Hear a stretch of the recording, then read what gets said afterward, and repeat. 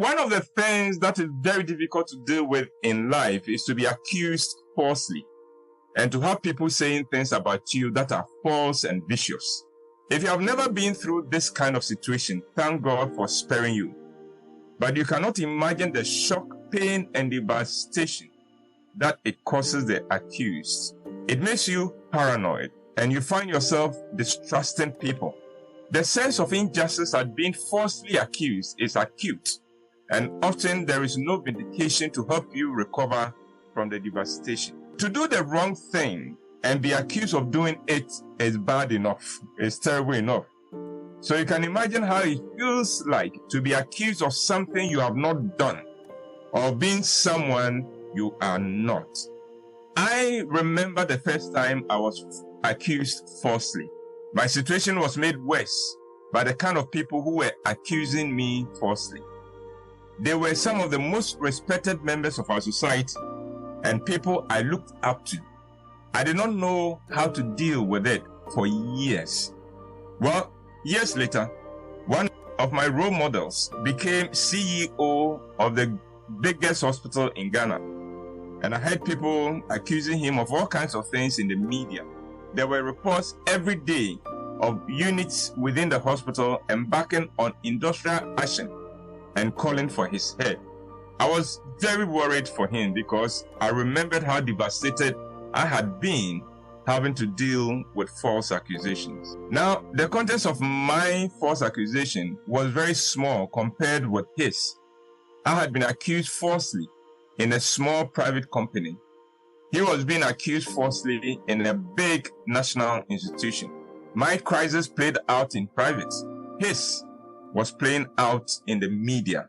I went to see him to find out how he was coping with the situation. I was expecting to find a very bitter man like I was when I was going through that kind of situation. I was expecting to find a very disillusioned man who was preparing to quit. I was wrong in my expectations. I was very surprised to find my man relaxed and taking the situation in his stride. How can you take this situation easy like that? I asked him.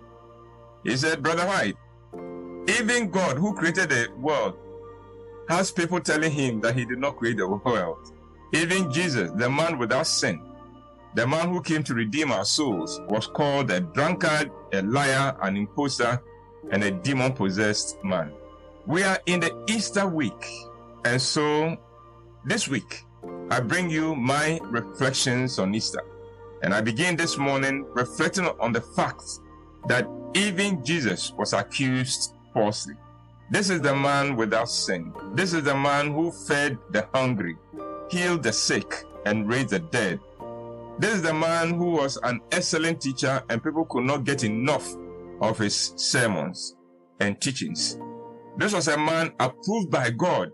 On the occasion of his baptism, God himself spoke from heaven, declaring, quote, "This is my son whom I love.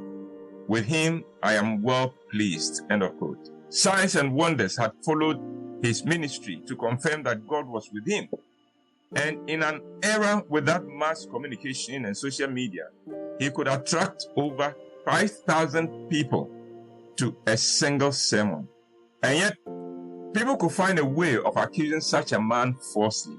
In Luke chapter 23, verses 1 and 2, the chief priest and the entire Sanhedrin told Pilate, the governor of the time, quote, "We have found this man subverting our nation. He opposes payment of taxes to Caesar," end of quote.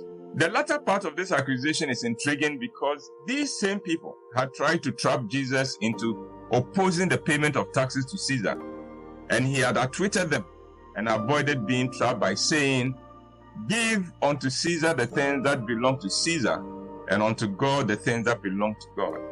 And yet, before Pilate, and to get the governor to back their cause, they accused Jesus of the very thing he had not said. But let's go back earlier to his ministry. Jesus had then been accused of working with the powers of Satan. Others had accused him of being a drunkard because he engaged with those regarded as sinners by society. And then when he was arrested, there was accusation that he was planning to destroy the temple Solomon built. Now, if people could accuse Jesus falsely, then who are we that people cannot concoct all kinds of charges and stories against us? So maybe false accusations are part of the human experience, and we should all learn to cope with it when we fall victim to it. And if you have not heard any false accusation or false stories about you, then one of two things may be the case. You are either not trying to make any impact with your life, or you are so removed from reality that you are not even aware that there are false stories about you.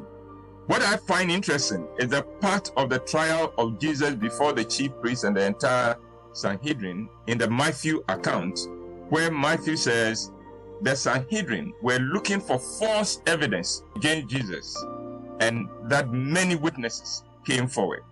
Note, they were not looking for evidence because they knew they would have none.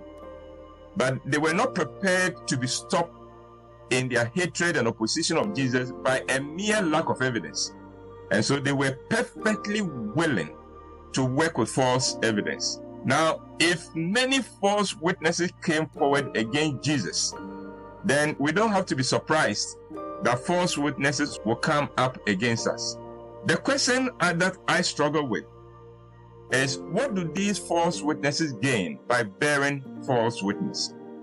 And what had Jesus done against them for them to be willing and eager to bear false witness against him? The answer to both questions is nothing. Jesus has not done anything against them, and neither do you have to do anything against anyone for that person to bear false witness against you. I do not wish this for you, but when you discover that there are false and concocted stories making the rounds about you, or if you find yourself being accused falsely with many false witnesses coming forward against you, don't let it break you. Remember, even Jesus could be accused falsely. And if he could be accused falsely, then know that people coming up with false accusations against you is child's play.